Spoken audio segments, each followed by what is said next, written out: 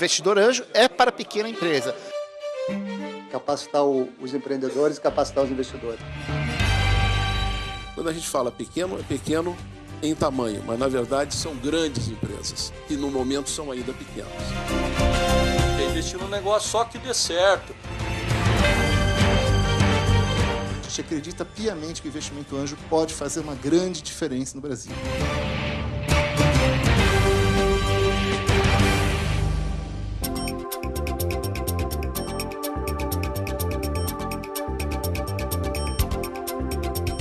Olá, empreendedor! Você sabe o que é um investidor anjo?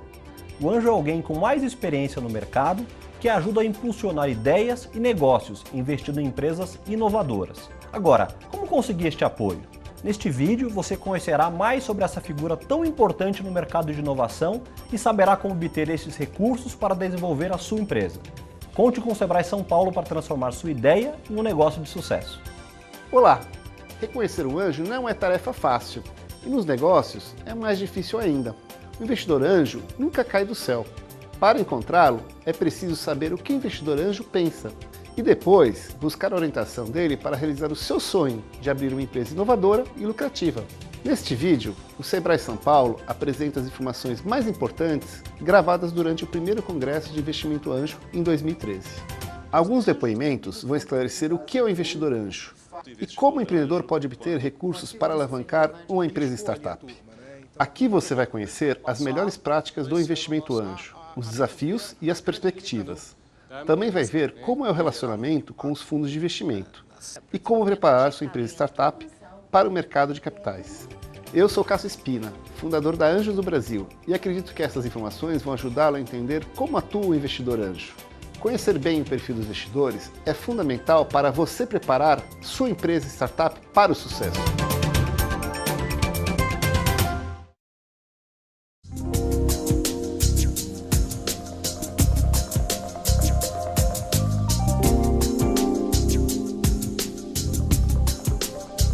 O investidor anjo ele é um dos elos dessa cadeia, que são a origem desses novos empreendedores, são que dão aquele primeiro start, né, aquele primeiro impulso.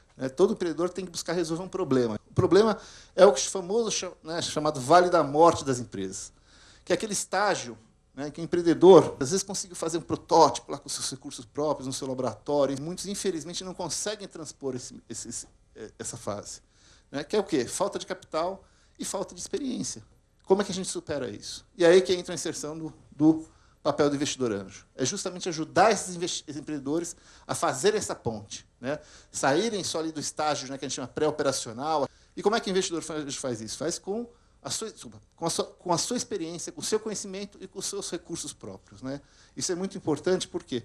Porque cria um alinhamento de interesses, cria um comprometimento entre as partes muito forte, mas vai muito além do societário. É um compromisso mútuo que a gente tem entre nós. Em função desse Vale da Morte, ainda temos invasão de empreendedores. Se vocês forem hoje no Vale do Silício, forem em diversos locais, vocês vão encontrar muitos brasileiros lá empreendendo. Né? Então, a gente tem o caso aí do Facebook, e depois, acho que também já foi bem divulgado pela imprensa, né? O Instagram, que foi comprado pelo Facebook, inclusive. Né?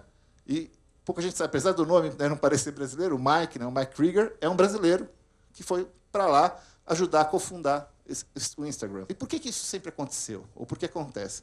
Tem vários motivos. Um deles é justamente a questão da falta do capital. Tem falta de capital em todos os estágios? Não. Tem estágio que tem mais, tem menos. O investidor anjo não é o detentor de grandes fortunas. Ele é aquele cara que tem algum patrimônio, claro, tem que ter algum patrimônio para poder alocar uma parte desse patrimônio para investir, mas tem a experiência e o conhecimento, que é o maior valor que ele vai agregar para aquela empresa. O investimento anjo pode dar um excelente retorno? Sem dúvida. A gente tem múltiplos de 10, 20, 50, 100 vezes. Só que para ter retorno, você precisa ter mecanismos de saída. Você precisa ter como sair no mercado. Friamente, o investidor que analisa, ele vai comparar. Eu vou pôr o meu dinheiro aonde e qual o retorno que eu vou ter. Qualquer estratégia de investimento bem-sucedida é sempre aquela que diversifica. O investidor faz milagres? Não faz. Tá?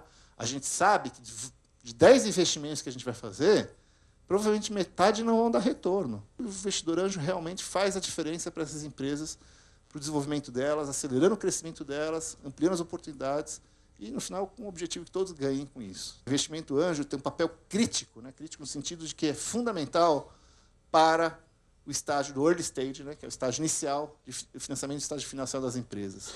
Quer dizer, por que isso? Porque é justamente isso, quer dizer, não é só o dinheiro, né? É principalmente o conhecimento, a experiência que ele vai estar agregando para o negócio para que esse empreendedor tenha sucesso no final. Todo mundo acha que investimento anjo é só tecnologia. Investimento anjo tem uma abrangência muito maior, né? Saúde, varejo, biotech, energia, mídia e muitos outros setores. Isso acho que só para ter um cenário, para não ficar aquele estigma, investidor anjo só investe em empresas de tecnologia. Não é verdade. Apesar da predominância da tecnologia, tem muitos outros setores que atraem o interesse dos nossos investidores.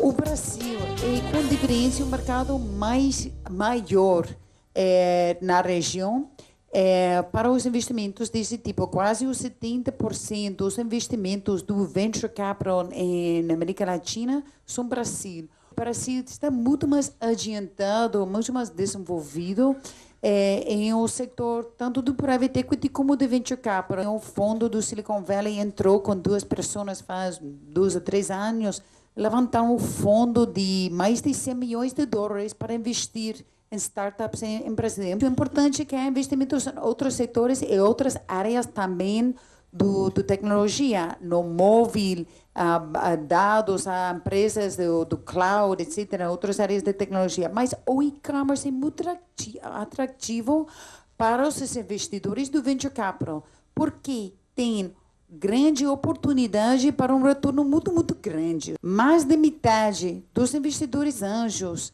não tem um retorno positivo. Aqui é dados do mercados desenvolvidos dos Estados Unidos. Então, é muito alto risco.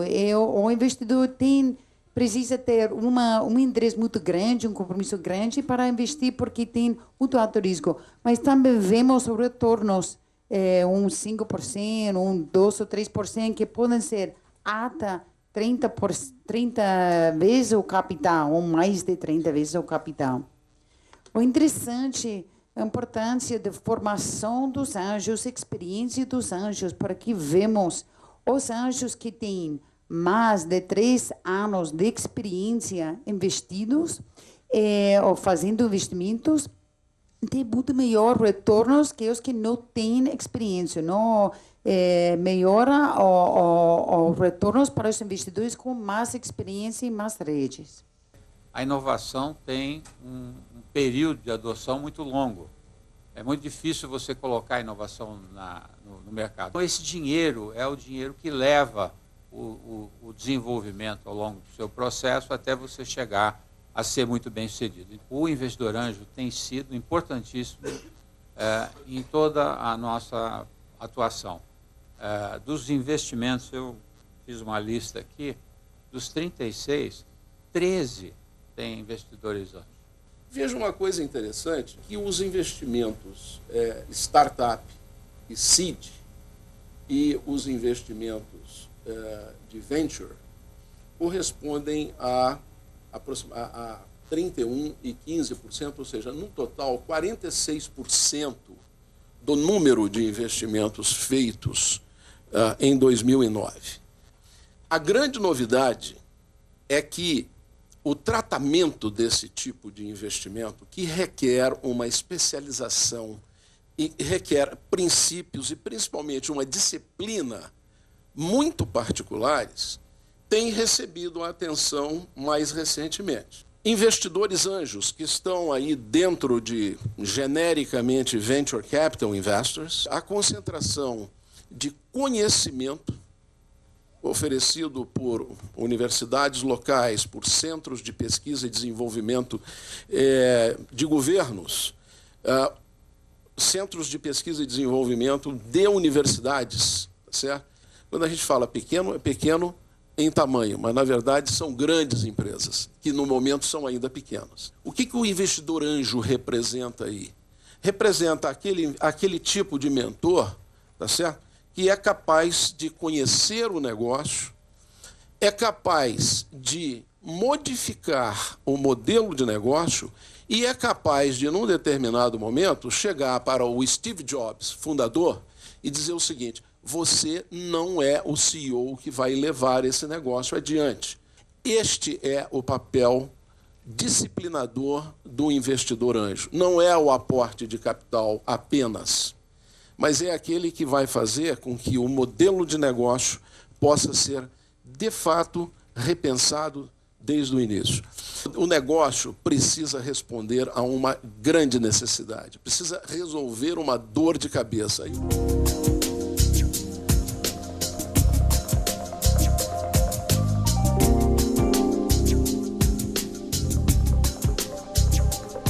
O investimento anjo está crescendo. E a gente vai entender o porquê disso. Porque investimento anjo, muitas vezes, ele é praticado por pessoas que não são chamados assim, anjos profissionais. É aquele pessoa que alguém foi lá, apresentou o projeto, ele gostou do projeto, fez investimento, ajudou aquele empreendedor. Então eu digo assim, não importa o nome, não importa o rótulo, importa a atividade. Eu preciso achar negócio que tem inovação, eu preciso achar negócio que faça uma diferença. A crise é a oportunidade para o investidor anjo. E além disso, não que a gente queira crise, obviamente, tá? Mas além disso, o investimento anjo pode ser um fator que ajude as economias a saírem dessa crise. Quais são as tendências que eles apontam para o mercado europeu de investimento anjo? Não adianta ficar só nos mercados financeiros, né, ainda mais com essa crise toda, os ativos desvalorizando, renda fixa negativa. Existe uma tendência muito forte, a gente começa a observar isso aqui no Brasil, que eles chamam de impact investing. Né, quer dizer, o quê? Que os filantropistas, as fundações, em vez de botar, né, fazer donativos, elas resolveram achar outra forma de investir o dinheiro delas, que é o impact investing, que é o quê? Investir em empresas e negócios sociais, que têm impacto social. Por quê? Porque são negócios que têm muito mais sustentabilidade. Não precisa ficar doando todo ano para sustentar aquele negócio.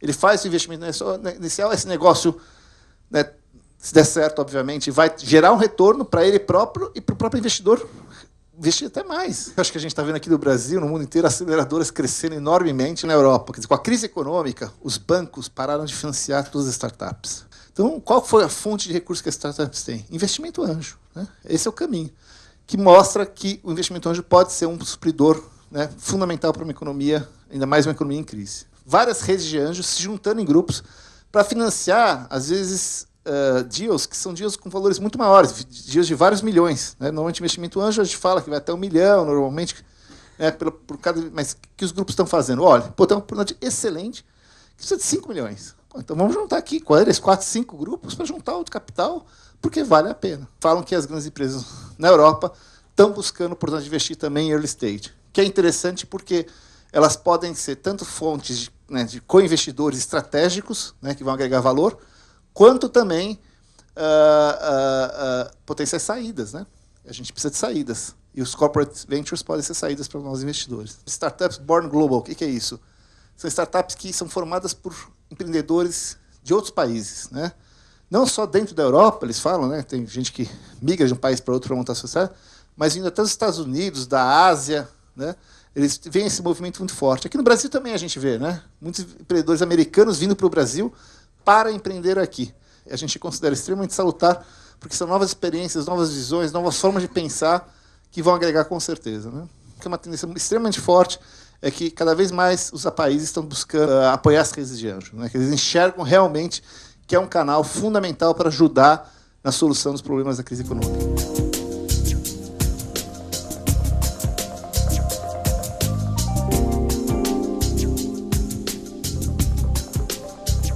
Do ponto de vista cultural, existe todo o esforço para a disseminação de conhecimento é muito importante e uma valorização do empreendedorismo. Né? Então, isso está muito vinculado à cultura americana, obviamente, e a parte educacional ajuda muito. Os reality shows, eu acho que já tivemos uns 5 shows diferentes de grande popularidade na TV e online, que são empreendedores fazendo pitches para investidores anjos, e tem um vencedor. Isso populariza demais o apetite, tanto do ponto de vista do empreendedor quanto do investidor, e dissemina uma certa cultura geral em termos... Quais são os critérios básicos que você tem que ter para fazer um pitch decente, para ser considerado por um investidor? Fundámos a APBA em 2006, não havia qualquer tipo de suporte a nível governamental. Então, depois de conversarmos e de muitas negociações que tivemos com o nosso governo, houve algumas medidas que foram adotadas que foram muito importantes para desenvolver a atividade anjo em Portugal, à semelhança do que já se tinha feito noutros países europeus. O que é este fundo de co-investimento? O governo criou, com dinheiros vindos da Europa, como sabem, Portugal, como todos os países europeus, tocam num conjunto de fundos europeus, então criou um fundo que co-investe com os business angels. Como é que isto funciona? Primeiro de tudo, os business angels têm que se agrupar em pequenos grupos, que nós chamamos de veículos de investimento, com cerca de meia dúzia, no mínimo tem que ter 3 business angels dentro desse veículo de investimento. Normalmente, em média, andam de 5, 6 business angels num veículo de investimento. O veículo de investimento, por cada euro que investe, há um fundo, que é um fundo público, que investe 2 euros. Ou seja, na prática, aumentamos vezes 3 a nossa capacidade de investimento. Ou seja, num round, imaginemos, de 120 mil euros, que é normalmente o nosso round médio, que anda à volta dos 300 mil reais, ou falando em reais, em 300 mil reais, eu invisto 100 mil reais do meu bolso próprio e 200 mil vêm de um fundo com investimento do público. Com uma particularidade muito interessante, é que este fundo depois não tem um retorno assimétrico. Quando houver uma saída, os business angels recuperam primeiro o seu capital com 80% do resultado para os business angels, o que é excepcional. Depois, a seguir, é o fundo de investimento que recupera o capital investido e todas as mais-valias daí para a frente são, mais uma vez, 80% para o business angel, 20% para o fundo público. Isto é excepcional, é como se nós estivéssemos alavancados sem estar verdadeiramente alavancados, porque se perdermos, perdemos todos, se ganharmos, ganhamos todos. Portanto, isso criou um boom ao nível da entrada de business angels que estavam hesitando porque havia retornos mais interessantes noutros setores, nomeadamente no imobiliário, que deram o passo em frente para ser business angels. Portanto, este foi talvez a principal iniciativa. Em Portugal, em 2009, chegou a estar publicada uma lei para incentivo fiscal dos business angels, que na prática é ter uma dedução fiscal de uma percentagem dos investimentos que se fazem. Em termos de incentivos fiscais, o país que tem, quanto a mim, melhor referência na Europa é o Reino Unido, que tem um esquema chamado Enterprise Investment Scheme, em que os business angels podem deduzir à sua matéria coletável até 30% do valor investido, com um cap de 1 milhão de libras. E existem estudos do lado do governo inglês que mostram que este dinheiro, digamos, perdoado aos impostos dos business angels, depois tem um efeito multiplicador muitíssimo maior para os cofres do Estado, que vão criar mais empresas, mais emprego, e, portanto, mais impostos, e, portanto, o resultado final é positivo para o governo.